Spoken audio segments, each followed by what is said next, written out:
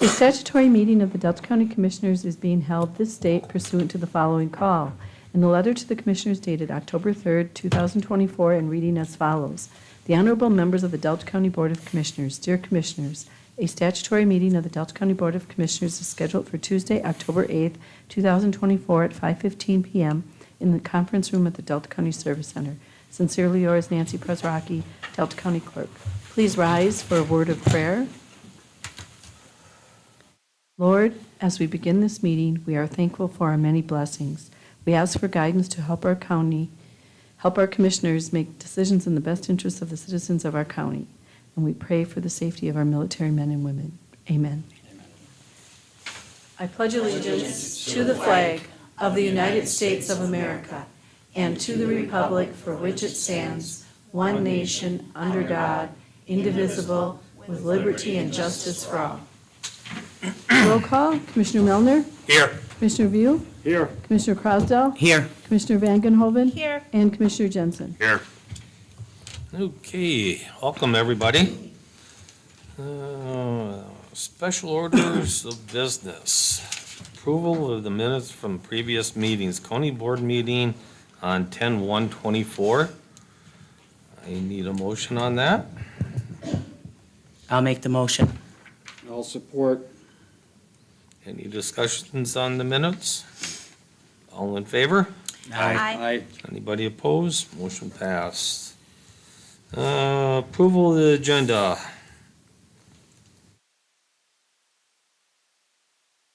Anybody have any changes? I need a motion. I'll make a motion to accept the agenda as presented. Support. Any discussion? All in favor? Aye. Anybody opposed? Motion passed. Presentation of written communication. Think there was any? Okay. Reports of standing statutory special committees and others. None? Public comment on agenda items. Does anybody have any comments on the agenda items? Any public comment on agenda items? Seeing none, we will move on to the administrator report. As being a statutory meeting, there is no administrator's report. Finance committee minutes of 9/5/24, the correction. Let me add that here. One was the portion which we will address further along in the unfinished business, and that was for a district court magistrate. And then the other item from the following meeting on 10/3, that one actually is added a adjustment that we will have on item 6 will be the details dealing with that we both presented in past minutes. Can I have a motion to put the minutes on, get a motion on the minutes? Put them on file? I'll make that motion. Can I get support? I'll support. Any discussion? Can I just ask what the correction was from the 9/5 meeting? Because it says 9/5 corrected. What was the correction? Or anything, so I'm just looking to see. Do we know what the difference? Let me find the other date here, hold on. Let's see. It's resorted here, give me one second. Corrected. Maybe it was just a typo or something. 1, 2, 3, 4, 9. Sorry. Nope, that's okay. Everybody's looking at once here. Would sure. there, They're all just looking for Yeah. the original Yeah, pull it ones up and for now you. the corrected Yeah. ones. I just want to know what the correction is. Is it one we already okayed?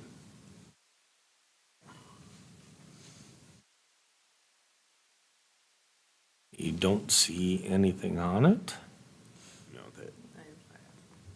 was just the, So it was just the understanding of the motion that was on there. It was just, when our board secretary was reading it, she asked me some questions and how she comprehended it versus how it was written, or what the action was supposed to mean. She wanted it to be clarified, and so that's what it was. Okay, thank you. Mr. Chair, I have a comment too, if I Okay. may. Under the old business of that September 5th meeting, what did it mean by contingent upon the outcome of the personnel matter under review?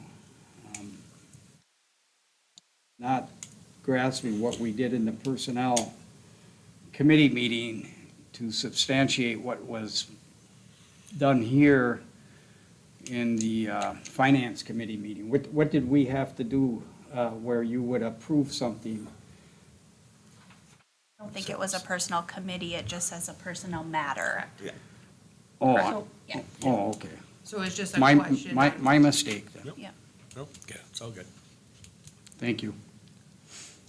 Okay, I need a motion to, or we have a motion and a second. All in favor? Aye. Aye. Anybody opposed? Motion passed. Number 3, departmental updates. Does anybody have any departmental updates? Seeing none, we will move on to unfinished business. Number 1 is the airport RFP aviation fuel agreement. I would make a motion that stays, or it's tabled, as the result last time it was tabled until the airport advisory board has the opportunity to be presented with it from the airport manager. We have not met yet. Okay, I'll support that motion to table. okay. All in favor? Aye. Anybody opposed? Motion passed. Number 2, evaluation template.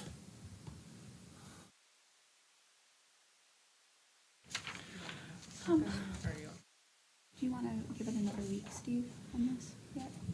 We tabled this last We week, tabled it last last week. And then we made the change that Commissioner Johnson had suggested, right? Is that change in there? Has that been changed in there? Where if they mark a 1 or a 2, they have to provide supporting documentation as to why, and the same with the 9 or the 10? No, that was not updated. Okay, motion to table. I'll support that motion. No Okay. worries. Any other discussion? All in favor? Aye. We'll get it Motion next- passed. We'll get it next week. Number 3, interim employment policy. I would like to table this item also until the next meeting on the time frame that's listed under there. Duration of the interim administrator appointment will be for a period of 30 days. I would like to at least have that extended to 60 or 90 days and have input from the rest of the commission to figure out, because 30 days is just too quick. And I wouldn't want to see it come back to the board every 30 days to do something, because last time, what did it take us, about 5 months or something? So I would just like to have a little more leadway in there before it came back to the board. I mean, that would be one of my changes that I see in there, and I thought we mentioned that Yeah. before, but Yeah. it's not in here right now. At our personnel, the last personnel meeting we had, we did decide to change that, I believe, to up to 180 days, wasn't it? I believe we countered with it can be extended month to month. Okay. But- I'll have to go back and look at my notes on that. Okay. So we got a motion to table. I'd like to table it, and also, just to table it, because I think we need to look at that 30-day time frame. I think it's a little too quick if Okay. a situation comes forward. Yep, Can I get a second? support. Any more discussion? All in favor? Aye. Anybody opposed? Motion passed. We table it for another Week. 30 days. No, Number 4, we'll readdress it next meeting. Okay. Yep. number 4, IT information technician. This was brought forth to finance and personnel. This is a reclassification of the current position with the IT department, along with the adjusted job description that's attached, and the request of a salary for $50,000 has been reviewed and included in the fiscal year 2025 preparation. So we're just looking for Board of Commissioner approval for this. I'll move that we approve the job description for the technical support specialist as presented in our packet. Can I get a second? I'll second. Any more discussion? All in favor? Aye. Anybody opposed? Motion passed. Okay, number 5, District Court Magistrate. John?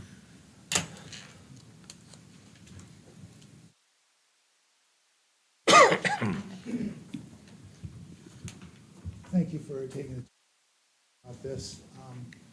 For those who discussed this with in personnel or finance, apologize, you've heard this before, but just to give you a little bit of background. A couple months ago, I was approached by the sheriff, and that led to discussions with the prosecutor and as well as defense counsel. And we collectively agreed that we have to do more in terms of people who are arrests on holidays and weekends and anytime the court is closed. I discussed this with the Supreme Court Administrator's Office, and they agreed. And so, in evaluating this, particularly holidays, weekend things, and what we would contemplate doing is, any arresting officer would prepare a report. This is somebody who's arrested without a warrant. Send it to the prosecutor. The prosecutor would review, issue a complaint. The complaint would come down to the district court, and magistrate would review the complaint, determine if there's probable cause to believe that the crime occurred, and if there is, set the bond, input the information into our system for the next business day, and if necessary, go to the jail and install a tether. This is work that's well beyond the normal on-call stuff that the magistrates faithfully doing. And so my initial thought about how do we address this problem? Well, both of my magistrates wear two hats. Samantha Henderson is our court administrator. She's also a magistrate. Gina Licard is the case manager and also a magistrate. So they have these dual responsibilities. In fact, when Gina Licard was hired as the magistrate, we were going to hire a part-time case manager for the drug court, and she agreed to take that on herself. I see what the on-call stuff has been doing to them, and in addition to their double duties. And so my initial reaction was that maybe it's time to consider hiring a new magistrate that's dedicated simply to the criminal law stuff, which would include at least 2 weeks a month doing the on-call stuff, weekend stuff, going in as I've described. Well, we worked up the numbers on that.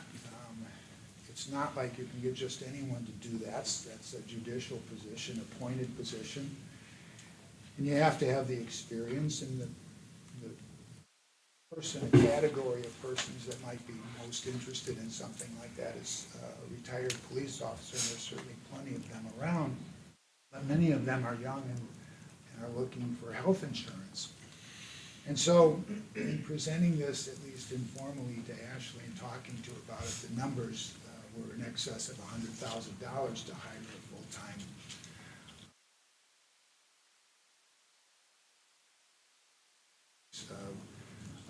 on-call stuff. So I understood I needed to go back to the drawing board. come up with a solution for this problem that we all recognize that would be the most cost-effective and would allow us to be able to address the problem in an effective way.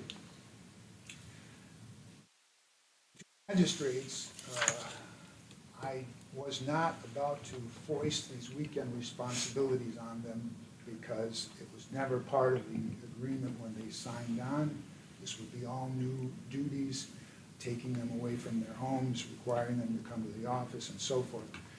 And so I wasn't about to say, well, you're a magistrate, that's what you do, because this is a whole new area of work that they'd be required to do. So I started thinking about how can I get this? I mean, I really don't think that somebody that's going to be on call half the year, 24/7, holidays, weekends, etc., and pay them dollars, it's just not going to work. I'm never going to find somebody to do. At the time, the two magistrates approached me and said that they would be willing to do those, take on that added responsibilities. If a stipend could be, they could receive a stipend that would not be applied against their 401ks, and then they'd be willing to take on those added responsibilities. Working through this, total cost would be about $26,000, and I don't know if we'll come up with a solution cheaper than that and get qualified and responsible and trustworthy enough to do it. These are big decisions that are made by them after hours, whether you're going to take away somebody's liberty or you're going to authorize the police to break down somebody's door. And so I thought about it. I thought what they do and their requirements for on-call responsibility before this added amount, which has increased substantially since I took the position. I looked at the statistics from 2023, and the regular search warrants getting into somebody's house or property and so forth had pretty much doubled.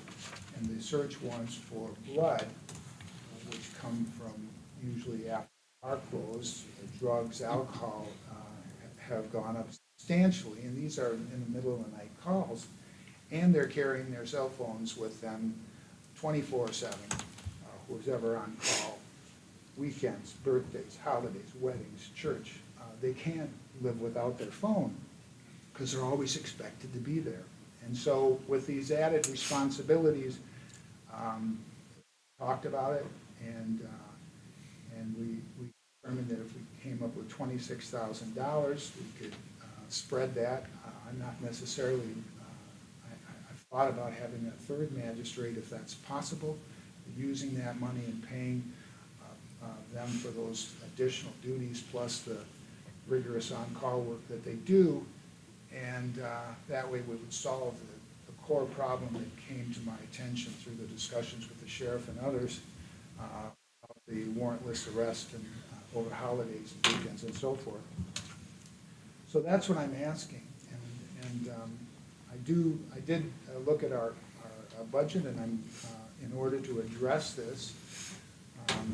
What I suggested to the county administrator is that I would raise our court costs by $20 to fund this so that we're not going to be looking to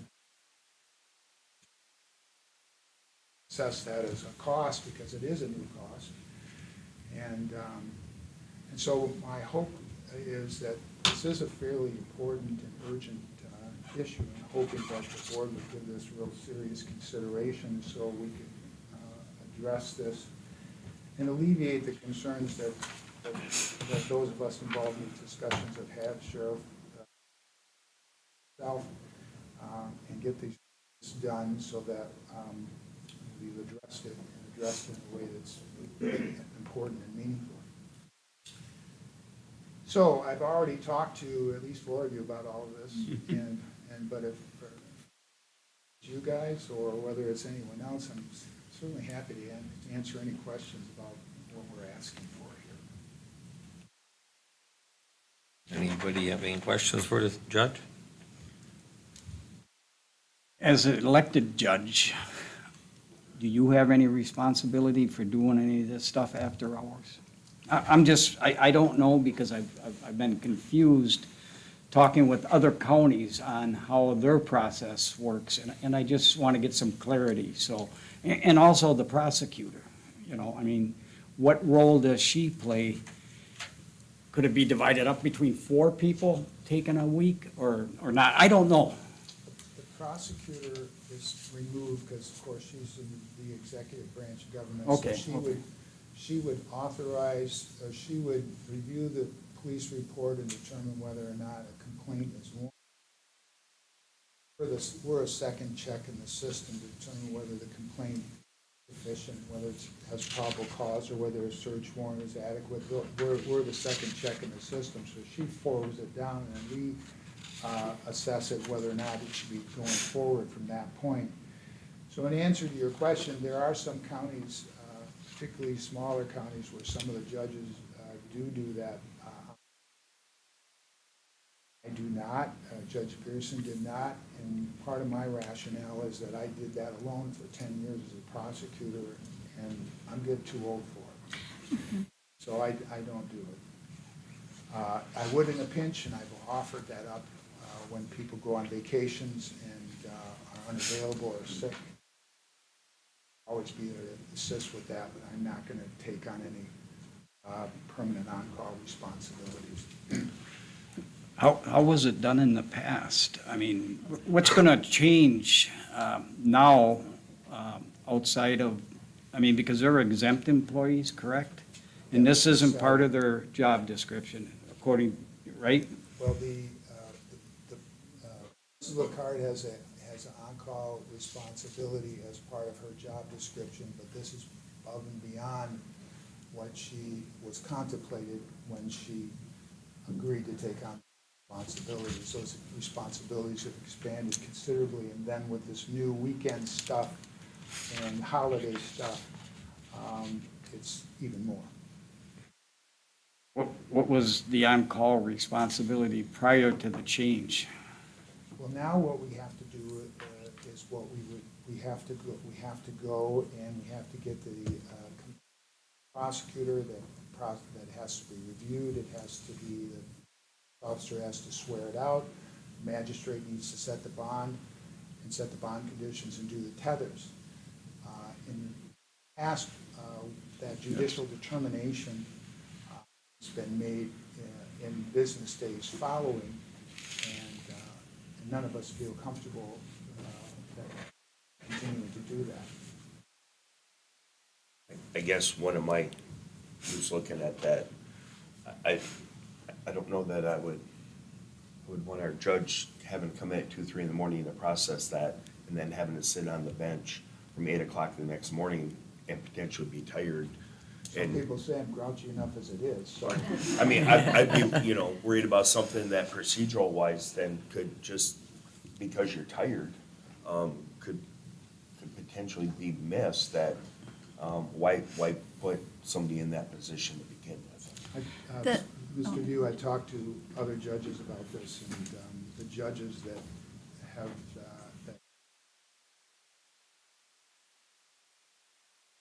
they've all recommended that not do that, and they regretted that they were doing it because, as suggested by Mr. Jensen here, it takes a toll when you got after hours, 2 or 3 in the morning calls. May I? From this going through the finance and this going through personnel, Judge Parks, along with our magistrates, Gina and Sam, have been present to answer any of our questions. It's very obvious that, they've been working with our administrator, and just, it is your recommendation that we move forward with this, correct, Ashley? Yes. Okay, I'm gonna make the motion to approve, please. Can I have a second? I'll second. Go ahead. Any more discussion? Any more questions? And I'd just like to say thank you to Gina and Sam for stepping up to do this so that we don't have to go through a painful process of trying to get someone in for 26,000 or more per year. Yeah. Thank you. I'd like to make a comment too, that I understand what's happening. I understand the motion. I just cannot fully support it at this time. And the reason is, I think it's kind of excessive compared to other jurisdictions that I looked at this point, and I haven't been given any other clarification on where that figure came from. It doesn't address the issue where our staffing levels in our county must, especially the court system, must sustain adequate demand for operation with the right number of employees. And like Commissioner Jensen said, I think the same thing can happen. This may have an impact on our staff's capacity to consistently deliver high-quality work. I'm not saying it will, I'm just saying it can. And I would like to explore other issues or compensation that would be fairly implemented where we can give them compensation time off, hourly rate for the times they are called out. I mean, there's a lot of options here, but mainly, I think we need to hire someone for this position and evaluate how it's working if it does pass, because we're short in the court system and you're adding more on. I think it's counterproductive in actually what's happening. So I'm not gonna support it, but I just thought, I do appreciate our talk. I do appreciate the work they do, but I need to look at, basically, I even went farther. I looked at our Michigan demographics, and we are, what did I come up with here?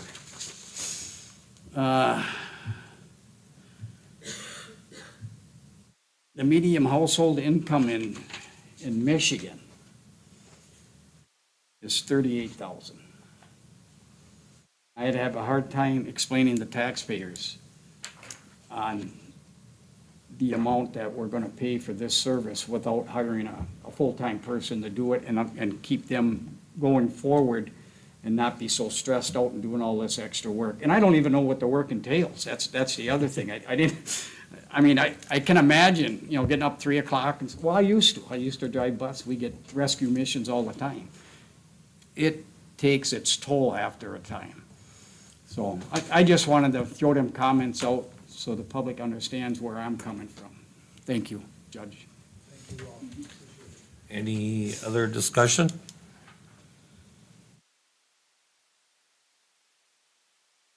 We need a roll call on this? Probably.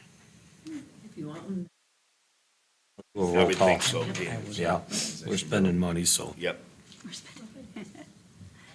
View, No, Crosdell, Yes. Van Genhoven, Yes. Jensen, Yes. and Melner. Yes. Okay. We will move on to new business. Payment of the bills.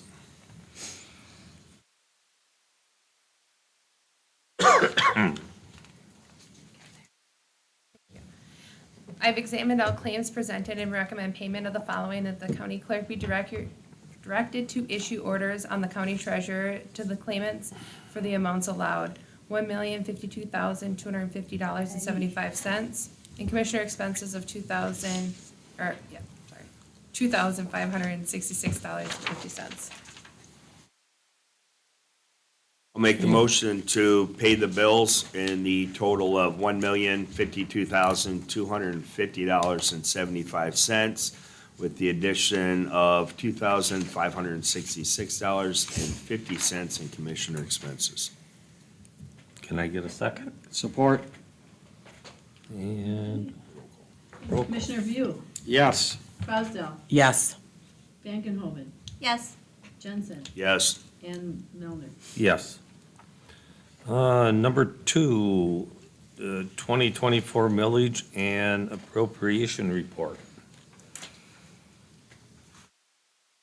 I brought you an updated report. We had some rounding issues on the one that you were sent earlier. The county will be levying on the winter tax bill a law enforcement millage of 1.2943, community action agency 0.7965, 911 0.7467, and recycling of 0.2987. With that, the county will be collecting $4,705,166.08. There is a chance that we will have to revise this after the November election. I believe the Fade-Enoch has some additional items that they're putting on their ballot for in November that would go into effect this year. So if those pass, we will have to modify this in November. Okay, Thank you. Thank you. thank you. Okay, can I have a motion? I'll move that we approve the 2004 millage appropriation report. Can I get a second? I'll second. It's 2024. I thought I said that, didn't I? You say said that? 2004. Yeah. We just want to clarify. Yeah, I was thinking 24, but my mouth goes faster than my We did brain that one. sometimes. We did that one time before. We're not gonna do that again. yes. I'm sorry, I meant 2024. Okay. Can I get a second? I'll second. Any discussion? Can I just ask one little question? That 4 million, whatever we're collecting, is that just, that's all the money we get from the tax base? That's just for those villages that, for the law enforcement, community action, 911. Okay, them four. That doesn't include the operating that was collected in the summer. Okay, I just wanted to make sure because I said that ain't enough to pay our bills. So, thank you. Any more discussion? All in favor? Aye. Anybody opposed? Motion pass. Okay, number 3, equalization service agreement, Northrop Assessing Company. This is approved and recommended by the Finance Committee to renew the contract with Shalice, who just presented to you earlier. The only change between the the previous contract and this one is an increase of 5%. This was already budgeted for in fiscal year '25, so no adjustment is needed. Well, then I'll move that, hopefully I get the dates right, that we enter into this contractual agreement effective October 1st, 2024 to September 30th, 2029. Second? I'll second. Any discussion? All in favor? Aye. Anybody opposed? Motion pass. Okay. Okay, let's see here. We have appointment to data, 2 openings, and number 4. It's just to announce the appointment. We have 2 positions, appointments that are expiring, and these are recommendations from the Township Association. So we're just announcing it here at the meeting. It was Ken Buckles and Teresa Nelson Okay. appointed to the board. Reappointed, yep. Are they the same ones that were on the board, or? Correct. Okay, Yeah. okay, so it's just notification to us. Yes. Okay. So we need is this informational, or is this, should we have a motion on this? I believe it's just notifying, Okay, Yeah. they were reappointed to the data board, so then you will have to, I'm sorry, you will have to do an approval of their recommendation. so I need a motion. I'll make a motion to approve I the need 2 to the support. data. Support. Any discussion? All in favor? Well, let me just say something. I mean, I'm gonna support it, but they were on there before, so they must have been vetted somewhat, and I just wanna make sure that, Yeah, the Yeah, board, you- it expires on 10/1/24. So That was they're the, yeah, that was the first meeting that we had as a new board was to appoint Teresa to the data Yep, I board. remember Because she that. was filling a vacancy, so now she's being reappointed, and Ken's been on there for a while, I believe. Okay. Well, I just wanted to make sure the public knew that we looked at these before and we vetted them somewhat for this board. Yeah, Okay. just like we do everybody. Okay. Right, and these are, it's a little different, whereas this is a recommendation from the Township Association. Station, So yeah. that's their, like, positions, and we're just reaffirming Yep. as the oversight. Yeah. Okay. Okay, all in favor? Aye. Anybody opposed? Motion passed. Number 5, resignation of W. Massey. Requests 1 lump payout and to fill corrections position. So I need a motion. I move that we accept a letter of resignation from Wyatt Massey. Last day of work, I think he said it's October 19, 2024. And that we do that payout he is requesting. And rehire. Pardon? And rehire. And we, And to fill the position. Oh, yeah, and to rehire in the position. can I get a second? I'll second. Any discussion? Yeah, it makes me sad that we're losing all these people to different police departments. That's all I'm gonna say. Yeah. Because we have a lot of young, we have a lot of potential at our, at our correctional facility. And usually when they provide us a reason, it's because they're going to Escanaba Public Safety, or in this circumstance, a different police department. So it's sad, that's all. And I will say in this one, this is one, we can't compete against the state. I know. It's just what the state's hanging out there with their shortages, Yeah. we can't even come close. Right, So- I get it. Not only that, it looks like it's his dream to be a police officer, and so I wish him luck, Yeah, and absolutely. Yep. And are we gonna send them a letter then? Yes. Okay. All in favor? Aye. Anybody opposed? Motion passed. Number 6, utility. Relocation, additional work. Did I? No, Oh, No, that was me. oh, it's like, This was recommended by the Finance Committee, and I'm requesting approval for the additional work in the amount of around 22,000. There's 2 invoices, for you. So what happened, the first invoice for, I think it was like $4,700, was for filling in the window in the basement above the control panel area. And then the second larger invoice was to revise the electrical drawings to address construction ability issues and add further detail per the state plan review comments. so the total charges is 15,000? Nope. Nope. 22, I Two missed bills. it. 18. 18,000. And then 100. then there's another one. Yeah. 4,700. 4,712. So it was 22, There's one. yeah. Can you say that again, Nancy, please? $22,831.08. Thank you. Where's the, So you have Yep. you have it split between the 2 bills. There's Yes. one for Yeah. 471245, and then the other one Yep. for the 18,118.63. So, because I know Steve's gonna ask, this is a change from when the old jail, well, and I know, because I know you're No, gonna no, ask. it's And nice to the let the electrical public know. service at the time was originally all over there for even the courthouse building. And that had to move, and this is where that comes from.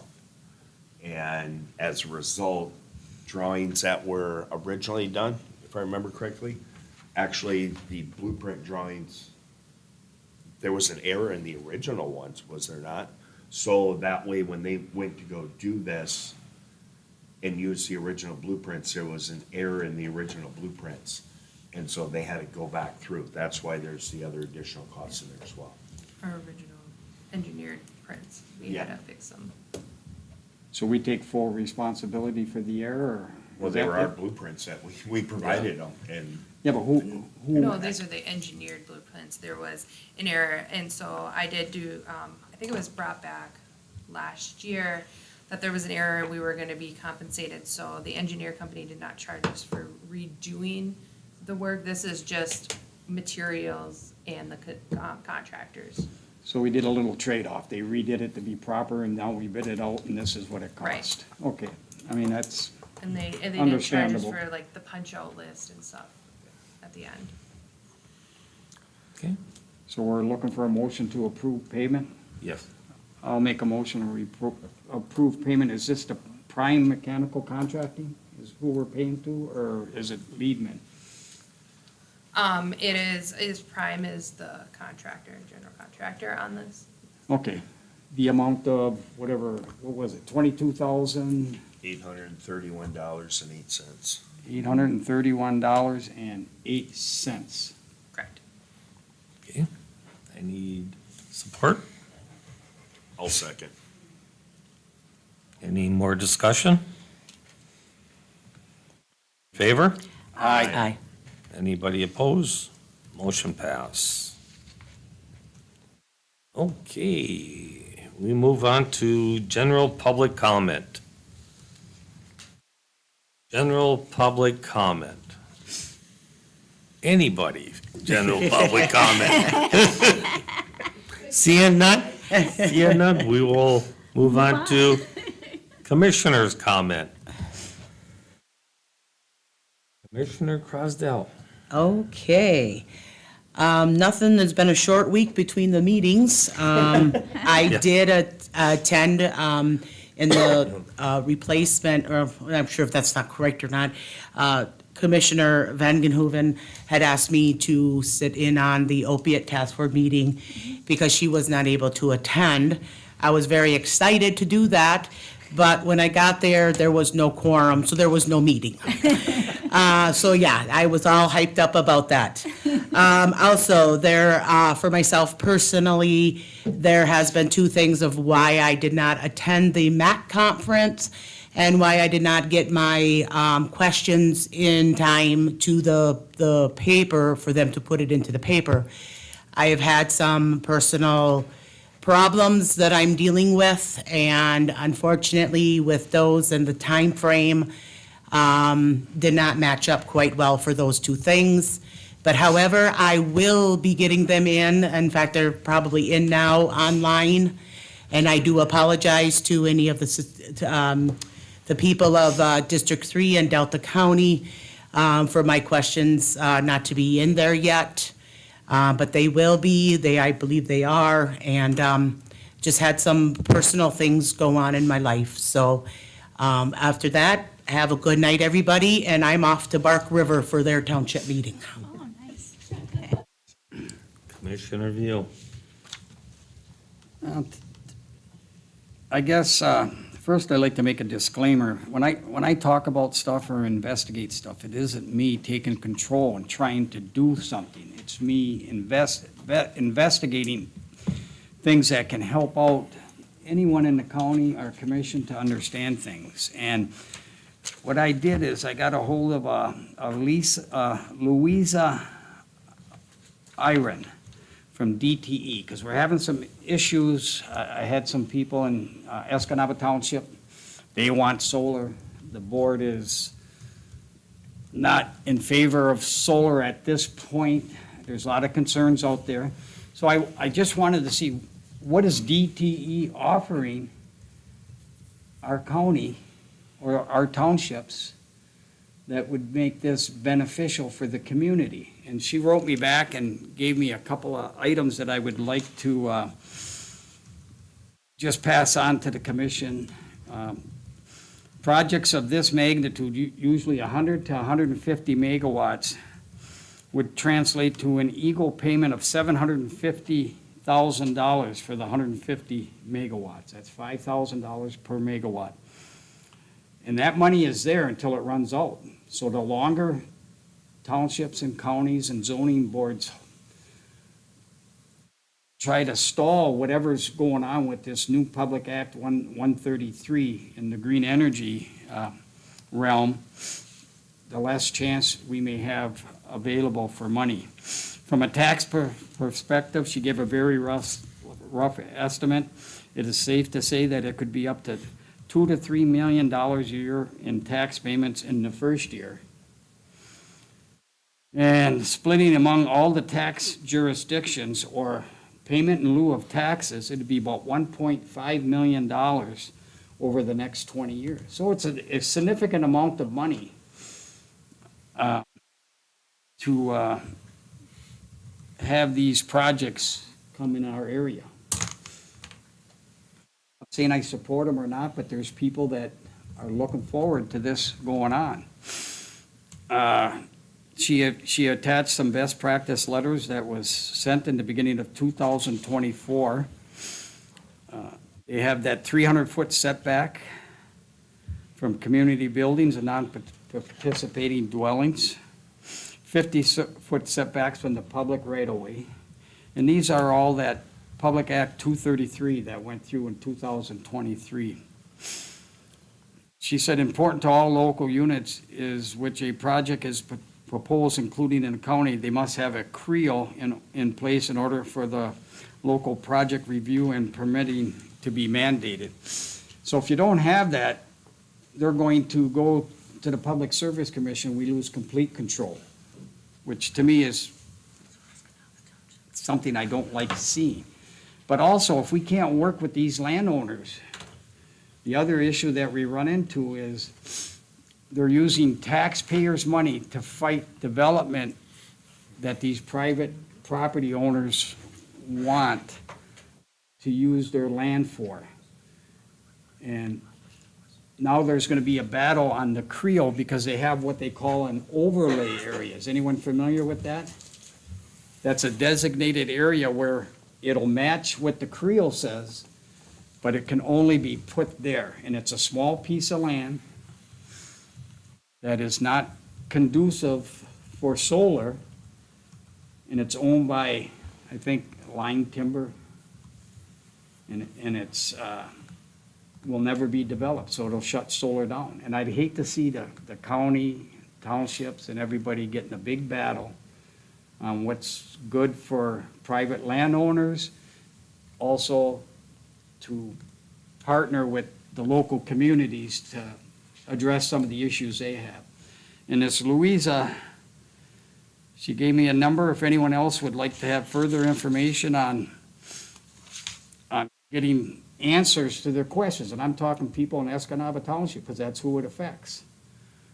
I would be willing to give that number out or contact her with your questions, because there's a lot of fighting back and forth right now for those that want solar and those that don't. And I would like to see this settled as quick as possible.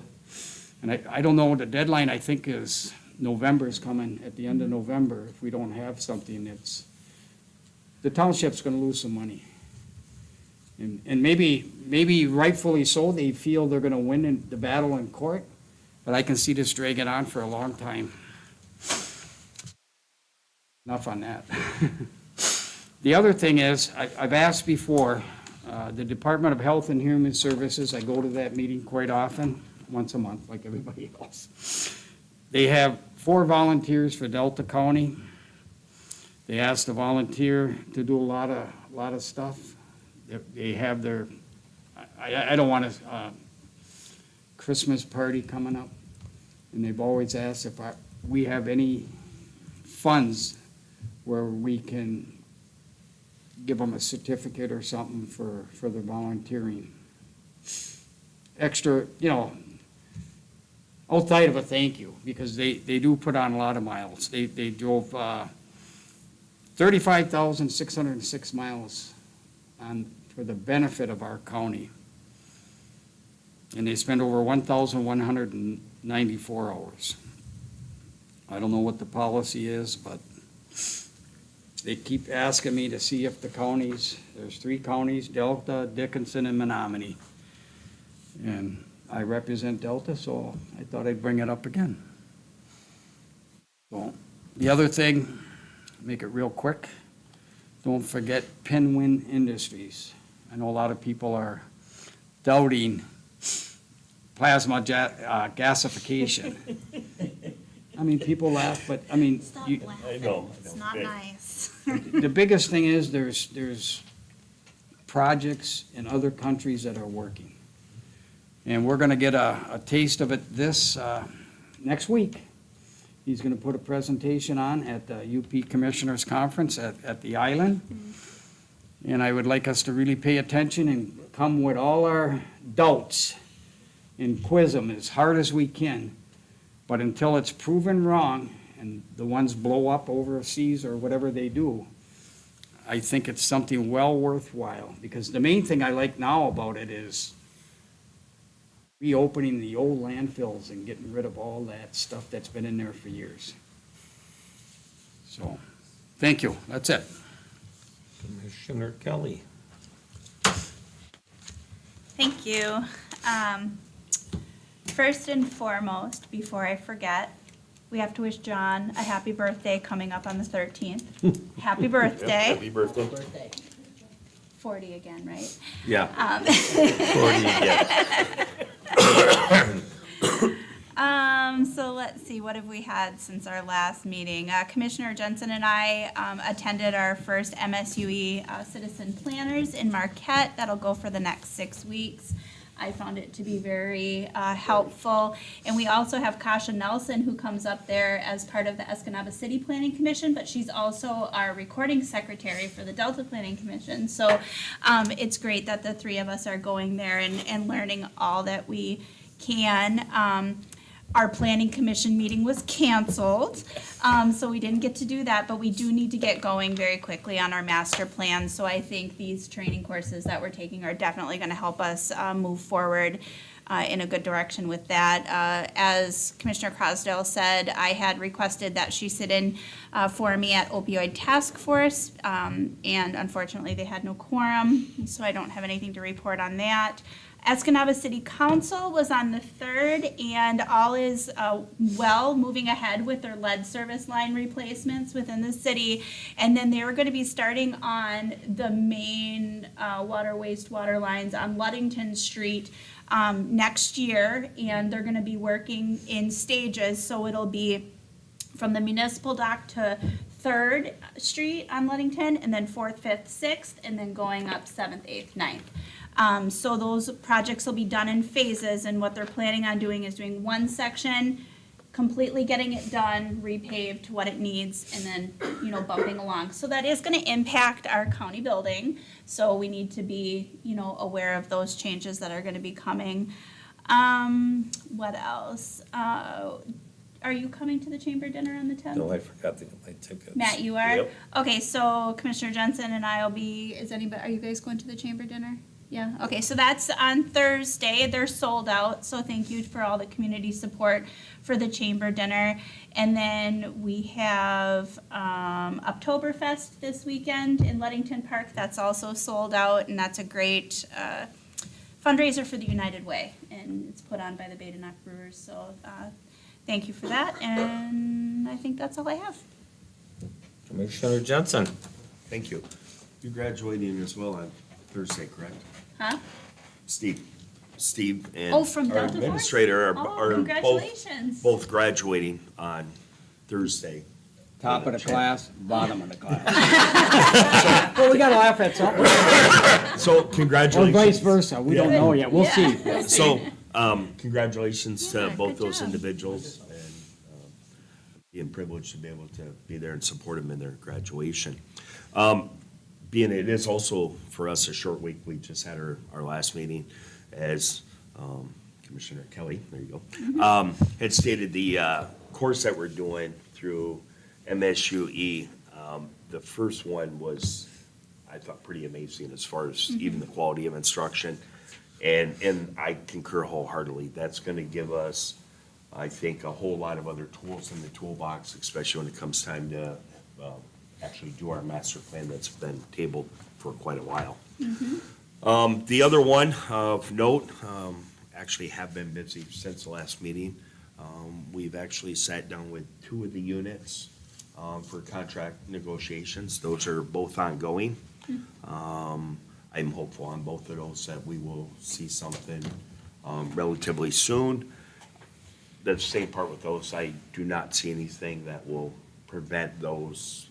You know, we're well ahead of the power curve, for time on those. So I think, especially being proactive and, you know, big kudos to Administrator Young for reaching out even with them to start earlier instead of, you know, let's not wait till the last minute. So the proactive part has been, really nice. It gives, you know, both groups time to be able to actually look, go through, digest, come up with ideas and proposals that work for both groups. So I am confident that those will be done, and I think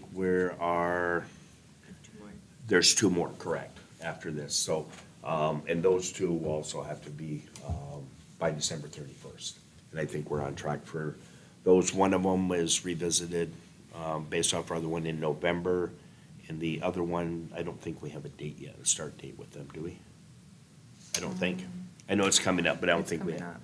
Yeah, so I think it's gonna be somewhere around the end of the month. So all of those, if they're not done, are already in progress of being done. So I think it's the 29th. that's that's been the last big one. So, thank you. I have nothing else. Nancy, Nothing for me. Administrator Young. On the Creo comments, so our building administrator is going to be presenting items to the planning commission at your next meeting for that. Excellent. So we've been working on that behind the scenes, or he's been working on that behind the scenes, reviewing our current ordinance and seeing if anything needed to be changed to be compliant, so. Okay. I was invited, and I think the rest of the commissioners were invited also to fill in Lee's. There had an open house there. I know QPAD was there, Dottie and Ryan. And there was some real estate agents there. And they are more or less kind of trying to solve some of the housing issues. And they took us through, I think we went through 3 houses and one or 2 trailers. And the houses that they took us through, I mean, they were fabulous. You would never could tell if they were built in a manufacturer or not. They all have 1/2-inch drywall on them, on the walls, 5/8 in the ceiling. Insulation is R19 on the walls, R22 on the floor, and R38 in the ceiling. So they are very well insulated. And they were a very, very nice looking house. So I encourage everybody to go there and take a look if you're looking for a house. So that's one way of kind of helping out, you know. It was a short week. I just went to a couple of township meetings. Our NEMA I went to last night, and I had a road commission today, which was very short and sweet. So that is it. On that, let's see, our meeting schedule. Regular Board of Commissioner meeting on 10/15/2024 at 5:15 right here. And then a Board of Commissioner meeting on 11/5/2024 at 5:15 right here. 30-day notices of appointment. None. There's none listed.